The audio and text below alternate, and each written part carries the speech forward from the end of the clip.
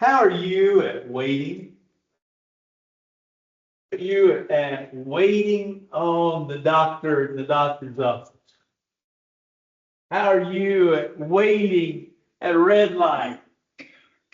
You're there, the guy didn't take right off. You beat that horn a little bit. I had to the other day because I think the lady was playing with her phone, and it's a short red light because I've sat at it many times, and I wanted her to go on, and I gave her a little tap, and she moved on, but she probably said, "That fella can't wait for nothing." But I had waited for quite a while, to be honest. Some of us are patient, and sometimes we're more patient with some things than we are with other things. Maybe we can wait on the doctor, but we're not too patient with our family members. Or we're patient with our neighbor, but we're not patient with the doctor. It's not easy to always wait, and yet that's where we are. We are time conscious people. But waiting implies if we're going to wait, then we have to be patient. We have to be patient with whoever and whatever.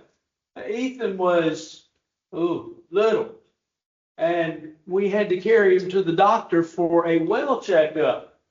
Now it was a follow-up to he had been sick, and it was a follow-up, and he was well.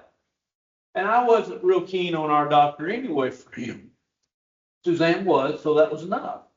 But anyway, I had to carry him back. That was my chore, to carry him back for this follow-up.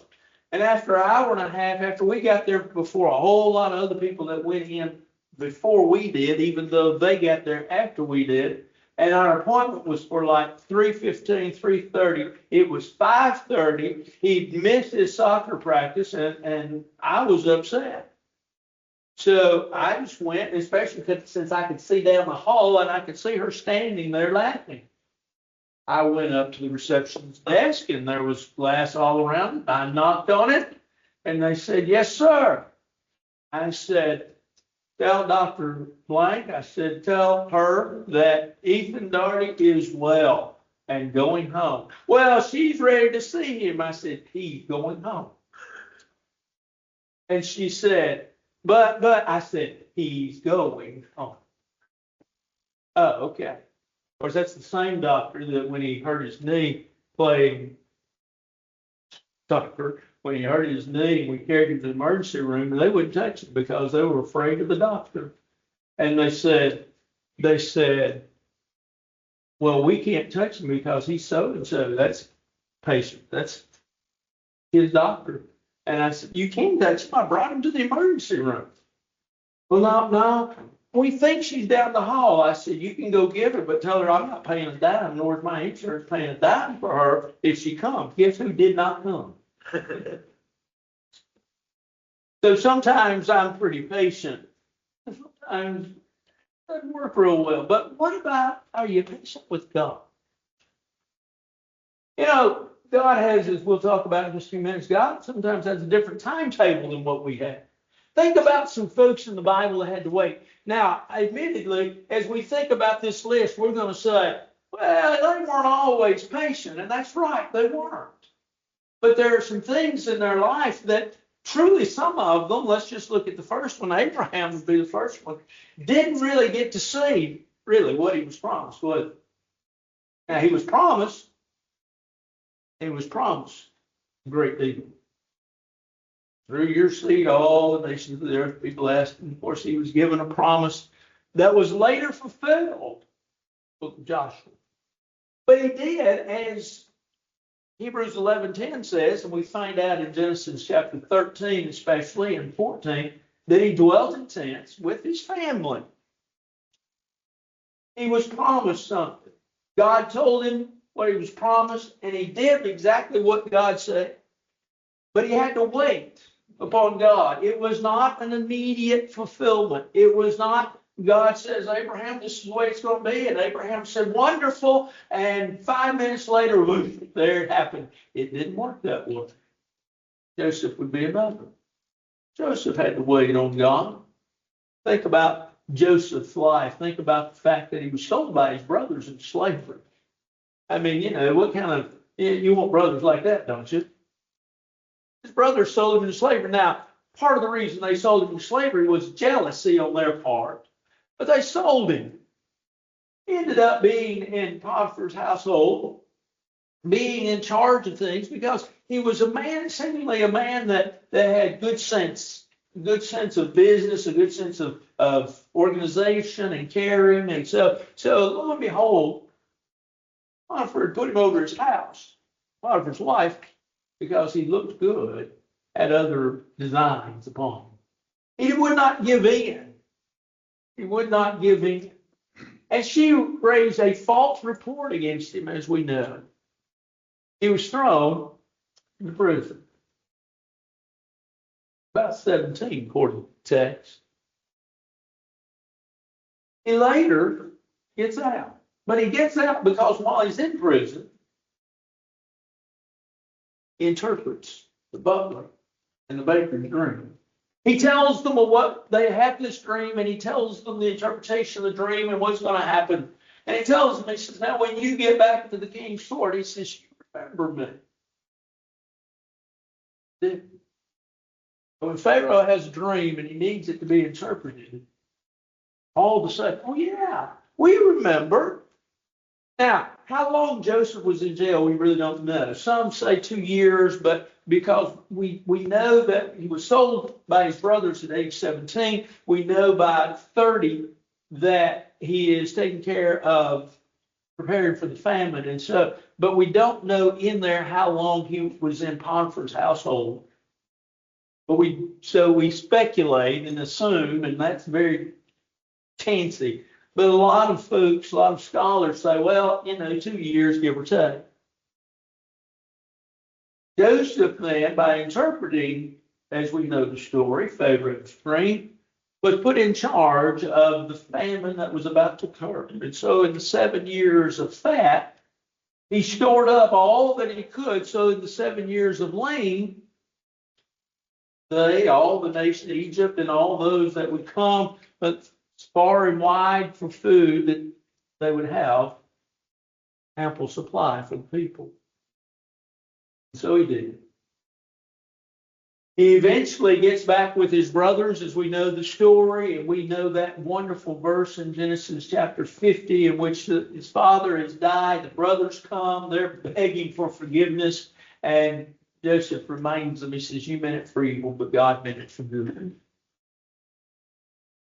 But think about the number of years that Joseph had to wait on God to work all things out for him and for his family. So Joseph had to wait on God. Moses would be another one. Moses' story is found in the book of Exodus. It's a great story, to say the least. Moses is given that wonderful promise by God.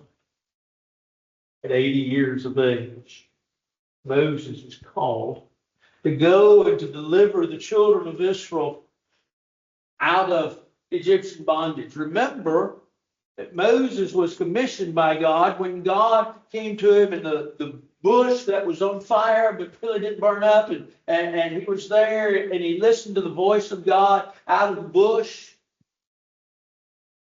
Moses goes and he gets the children of Israel. Now, mind you, the children of Israel should have been delighted that Moses delivered them from a hand, a people, and a time in which the hand was heavy against them. I mean, if they could, if Pharaoh could make it more difficult, he would take away the straw.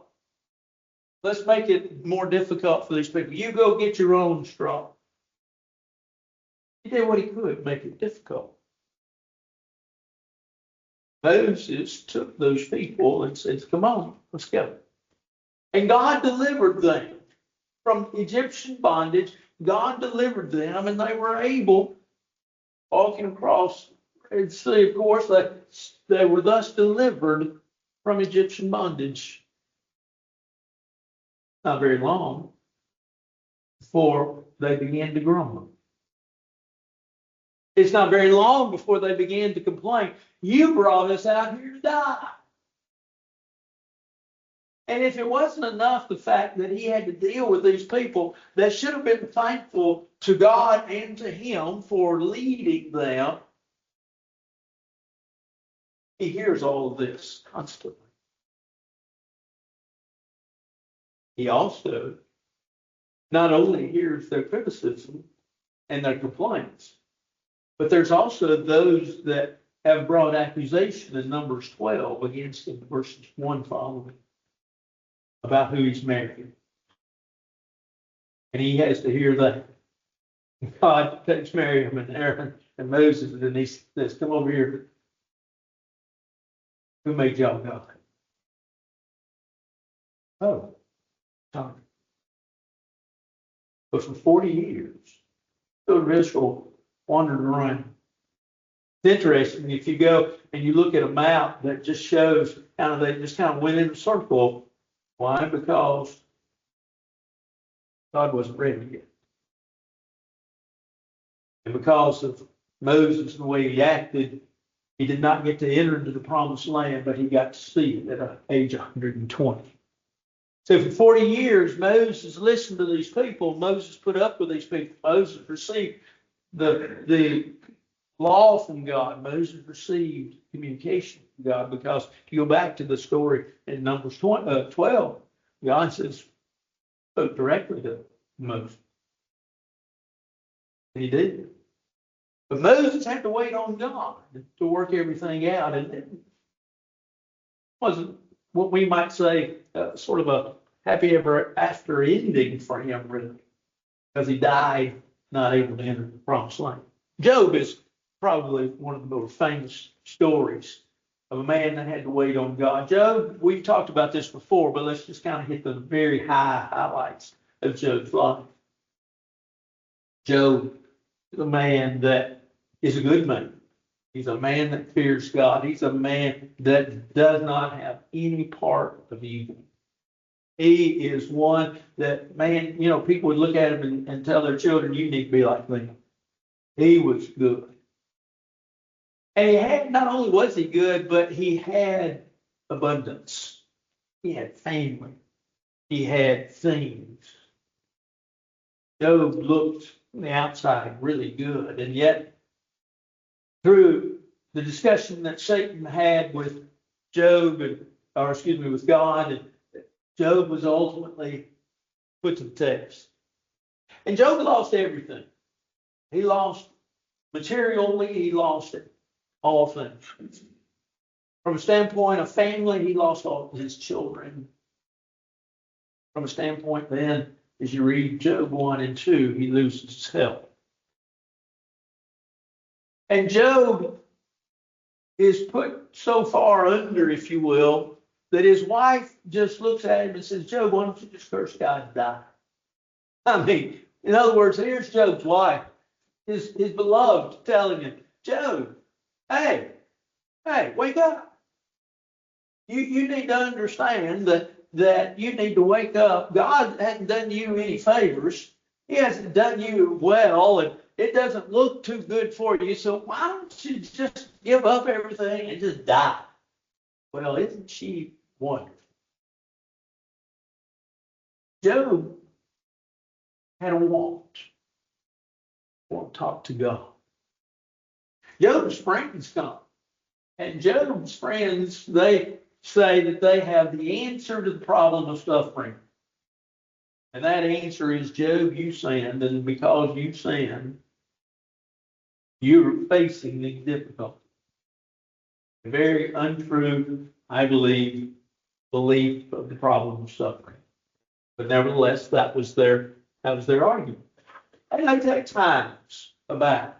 And there's cycles there in the book of Job where they take cycles and they tell Job basically, look, it's your fault. Job keeps saying, no, it's not my fault. I didn't do this. This is not brought on by something that I did. I just need to talk to God.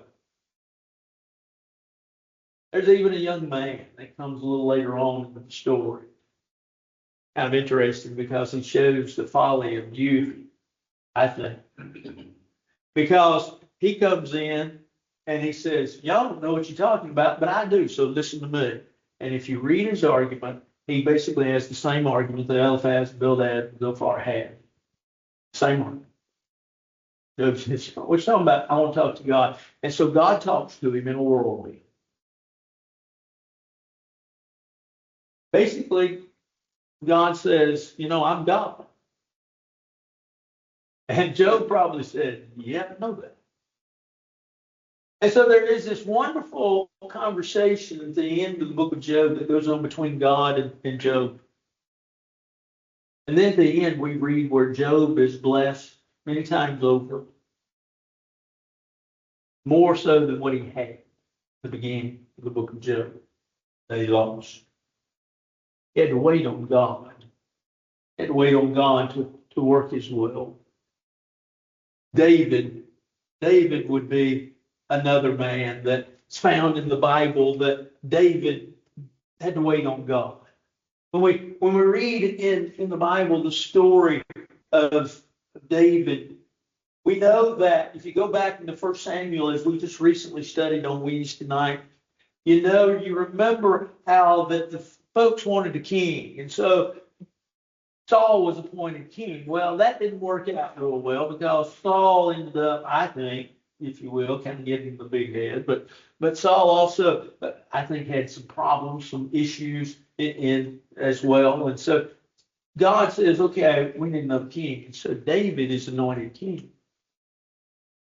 The only catch is that David's not put on the throne as king. Matter of fact, it's 22 years from the time that David is anointed to the time that David sits on the throne. In that time frame, David fights Goliath. In that time frame, David is betrayed at Ziph. In that time frame, David loses the confidence of his own men, and they want to kill him in 1 Samuel, the 30th chapter. In that time frame, there is the two times, the cave at En-Gedi, and others, that David had an opportunity to kill Saul, but he would not kill God's anointed. And so he waits all of these years before it all plays out. And lo and behold, you say, oh, it took time, but it eventually played out as he was placed there to be king and filled with God. Well, what about the New Testament? All those are Old Testament stories, and they're good ones. We love them. We cherish them. They have a great place in the Bible. But what about the New Testament? Well, how about Paul? Paul wanted to go to Rome. That was his desire. In 57 AD, Paul is taken and accused of desecrating the temple. And so Paul is then thrown into prison and languishes there for 2 years until he appeals to go to Rome because he is a Roman citizen. You want to go to Rome. And so they put him on a boat. They sent him out. Worst time to send him out, but they sent him out. He suffers through shipwreck. Remember, the tempest was terrible, and that Paul was given this vision and told by God that all would be safe, and he told everybody, and I'm sure they probably laughed at him and said, buddy, we ain't going to make it. But they all did. Paul ends up in Rome as a Roman prisoner. Now, Paul had told the church at Rome that he had planned on coming. He wanted to come. He wanted to see them. That was Paul's desire. Imagine when Paul would write that and when Paul would think that this is how I want to go. He didn't think about going as a prisoner bound, chained. He didn't think about it taking at least 3 years just from the time that he was thrown into prison, and that he had written to Rome a little bit before that. And so, he didn't think about, oh, this is the way I want to go. But that's how he went. You see, he had to wait on God to work through all of these things. And not only work through all of these things, but for God ultimately to work his will. it reminds us, or should remind us, as we're going to look at 4 lessons that we should learn from these stories. It reminds us that when we sit down and we have a problem or an issue in our life, we sit down and we pray to God. And we don't get an immediate answer. It takes months or years. And maybe even we still don't see an answer. We think, well, okay, maybe we found the answer, or maybe this was the answer and this is the way we should go. But we often turn on God. Why have you forsaken me? Where'd you go? Why aren't you listening to me? Why aren't you paying attention to me? Why aren't you doing what I want you to do? I hope you walk away this evening with one thought. And that is, maybe he is. Just need to be more patient. So what is it that we can really learn from these stories? Well, first of all, we need to trust God's time. Jeremiah 29, verse 11. Jeremiah reminds us of the words of God. I have plans for you. He says, I know my thoughts. He says, I know what I have planned. And he says, I want you to know that I have thoughts for you and I have plans, says the Lord. We've all had plans, those of us that have had children, we've all had plans for our children. Now, I really did not care what Ethan did for a living. I didn't feel like he really should be a preacher. He had no desire to be a preacher at all. I really thought he ought to be, and told him many times, I thought he ought to be an engineer. He loved math. And math just came as easy as walking to him. Teresa, you love Ethan's math. But I kept saying, you need to be an engineer. So one day he came in, and he had told me before, he said, I want to be an engineer. Okay. One day he came in and he said, got it. Know what I want to be. Okay, what? I want to be an accountant. Okay. I told him, I said, fine. Guess what you're going to be? What? You're going to be CPA. I said, you're going to get all of that. I'm going to help you get all of that best I can.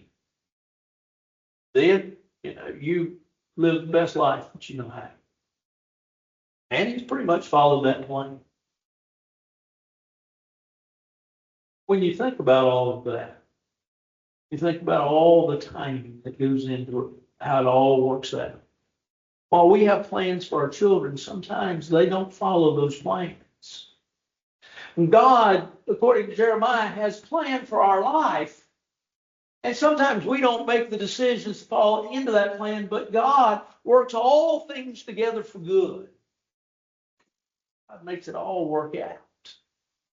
God has his own timetable.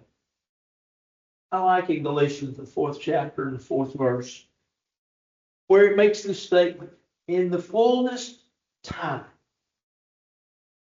God sent forth his Son. There's another way of saying in the fullness of time, and here's how we say it in the South. At just the right time, God sent forth his Son. See, God had time. Now, God had been talking about a Savior coming ever since the Garden of Eden. But you think about all of that time frame, and you think about all the patriarchs, and you think about the Mosaical age, and you think about all the prophets, and you think about those years, hundreds, thousands of years between creation and Christ's coming. But just at the right time, God sent forth his Son. So Martha was upset at Jesus because Lazarus died in John the 11th chapter. But in John the 11th chapter, do you remember as Jesus is coming, here's what she said. Where were you? Why weren't you here? What do you mean? Well, she had probably, and this is truly my assumption, but remember when Jesus got word, he waited 2 days. She probably somehow knew that.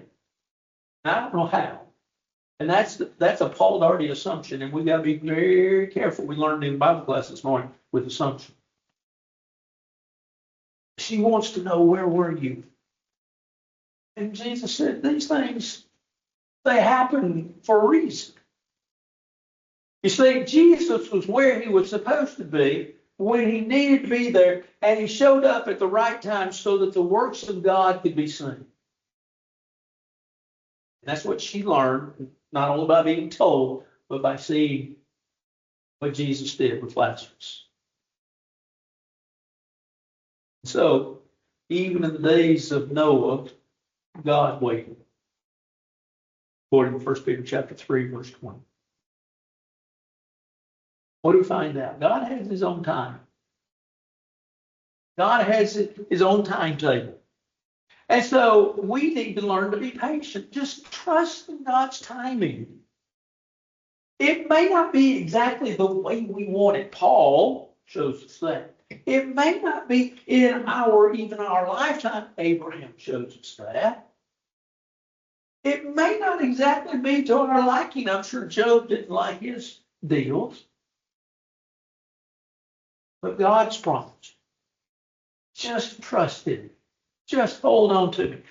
Those that wait upon the Lord, right?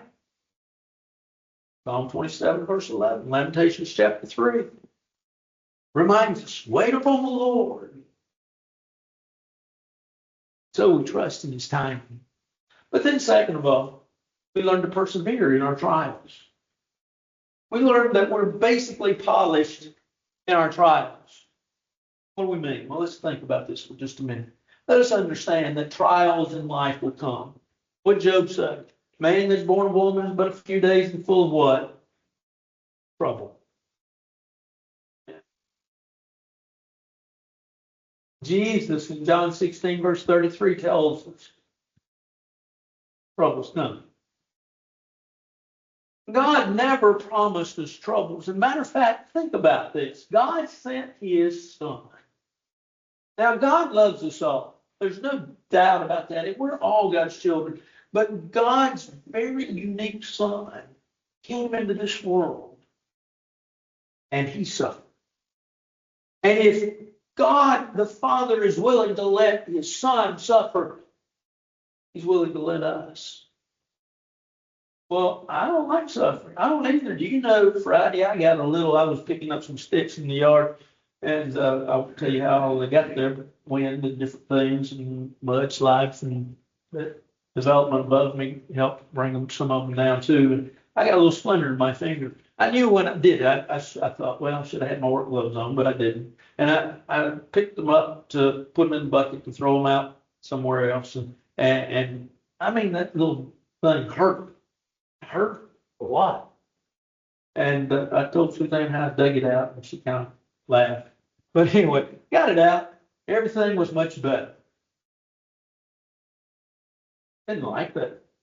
Even that little prick, even that little splinter. Didn't like it at all. Life circumstances, I don't like them. But no chastening of the Lord, according to what the Hebrew writer wrote us in Hebrews chapter 12, seems to be joyous, but grievous. That verse 5 of that chapter says, nevertheless, afterwards it yields, or verse 11, excuse me, it yields the peaceful fruits of righteousness. Count it all joy when you fall into various trials, knowing this, that it's trying to be faith. Patient. You see, James 1, verses 2 and 3 tells us, it doesn't tell us that we're going to be spared from the trials. It tells us that in the midst of the trials, some things are going to work out for good. And so what are we reminded? Well, we're reminded of really what troubles are all about. This world is not my home. I'm just passing through. My treasures are laid up beyond measure blue. Angels beckon me from heaven's open door. And I can't live at home in this world anymore. We sing that song sometimes. Beautiful song. Did you catch what it said? How it began? You're not home yet. So the defeats of this life were terrible, and no one likes to go through them. I don't. I don't even like a splinter. I don't like the troubles. Yeah, I'm told me, stay with God. Persevere. Stick with God. Stick with God through the troubles. Just hold on, because the troubles, what do? They worked good. And you've heard me say, I was taken out of services, worship services, as I was a small child. And it wasn't to reward me with a drink of water, nor a bathroom break.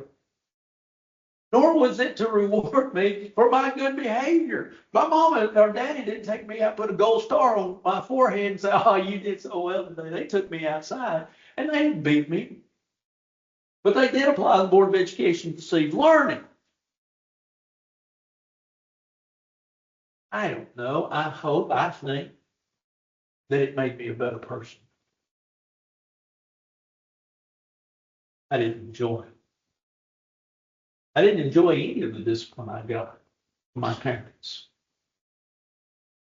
But I do believe afterwards it yields the peaceable fruits of righteousness. I do believe that we must stay with the Lord, knowing that the suffering polishes us and makes us better. And so while I know Job did not like any of his problems, and while I'm sure Abraham really didn't like being a wanderer and going from place to place, setting up a tent. And I know Moses didn't like to hear the grumblings and the criticism and the complainings of the children of Israel. I understand that I'm to stick with God, because even my trials are working good. But then thirdly, I can learn from these fellows the Bible that my problems allow for greater preparation. In other words, trials are times of growth. Now, once again, we don't like that idea. We don't like the idea of growth, of growing in difficult situations, at difficult times. The Hebrew writer reminds us we're to leave principles and go into perfection. Leave this things of this world, but we're to move into perfection. Hebrews chapter 6 and verse 1. We're reminded in the Bible that as newborn babes, we're to desire the sincere milk of the word, that you may grow thereby. We understand the idea of growth. But Solomon said it best in Proverbs chapter 7, or excuse me, Ecclesiastes chapter 7. Ecclesiastes 7 and verse 3, Solomon says that sorrow is better than laughter. Sad countenance. What does it do? It makes a heart better. It makes a heart better. Sorrow does? Sure. Sure. Why? Because we grow in those times. Self-improvement comes in those difficult times. When we're challenged, that's when we improve. When we're put to the test, that's when we begin to sharpen our skills. Iron sharpens iron, but if iron left by itself, what happens? It just sits there. I have hoes, I have shovels, I have rakes, I have files. The old file, Jim Dillon says he's going to give me a grinder one day. And I talk about it every once in a while. It'd be about that time for me, to sharpen it, all things, sharpen the blades of the lawnmower, sharpen the shovel, sharpen the hoe, sharpen those things. My file sits in a drawer with my tools.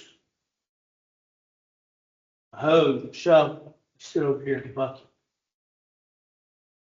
When I pull the file out and I turn the shovel or the hoe the direction which I needed and file and work on it, I can sharpen those instruments. And then what do? Well, you put the hoe back or the shovel and you put the file back. Iron sharpens iron. But when separated, they don't. we grow, we have the opportunity to grow, to get better, to be better. Job understood the picture a little bit better once he was able to talk to God. See, Paul grew in those times. You might say, how do we know? Well, his faith grew. And isn't that what it's about? And so we need to allow ourselves time. And thirdly, or fourthly, maintain your faith. Don't give up your faith.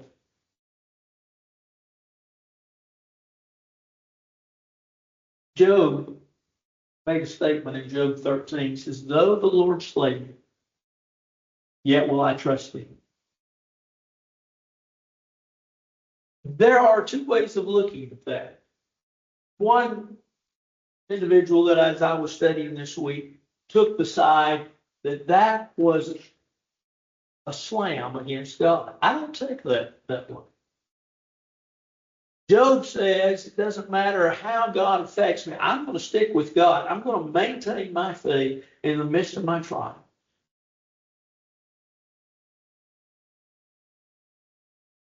I will call upon the Lord, who is worthy to be praised. So shall I be saved from my enemies. Psalm 25, verses 1 and 2. Psalm 37 is talking about how are you going to deal with evildoers, and it says, trust in the Lord. Begins that psalm. Trust in the Lord. Psalm 86, the psalmist doubts and debates over what's going on in his life and where is God. And he understands. Faith is in God. And I trust God that he'll work it out for good. Proverbs 3 is a great passage that we're all so familiar with. Trust in the Lord with all your heart, lean not upon your own understanding, in all your ways acknowledge him, and he shall bring it to pass. Love those two verses. But here's the key. Trust in the Lord with all that you got. He's going to bring it to pass. Once again, we catch this understanding. What does it mean to bring it to pass? Does it mean that I'm like Job and I get the big house and I get the fancy car and I get the big bank account? No. But if you maintain your faith, here's what you get. Well done. Good and faithful servant. And gates and joy prepared for you. It's not easy to wait. We don't like to wait. It's not something that we like to do. But I'm reminded of the old preacher story of a man who came upon a new building being erected. It was a church building. And the man walked up and he saw a man beating on the stone. He said, what are you doing? The man said, well, I'm shaping this stone up. Well, why are you doing that? Well, it's going to go right up there in the peak of that building. You see where all the others are? This stone is going to go right in that peak. And the man said, it is. He said, yeah. He said, well, why are you beating on it down here? He said, I'm shaping it down here so it will fit up there. And once I get up there, all I got to do is put it up there. We'll look at our inconveniences of life. Is God shaping us down here so we can fit up there? May God bless us and keep us this evening. The Lord's invitation is always open. It's open if you need to respond. Won't you come? I'll be understanding something.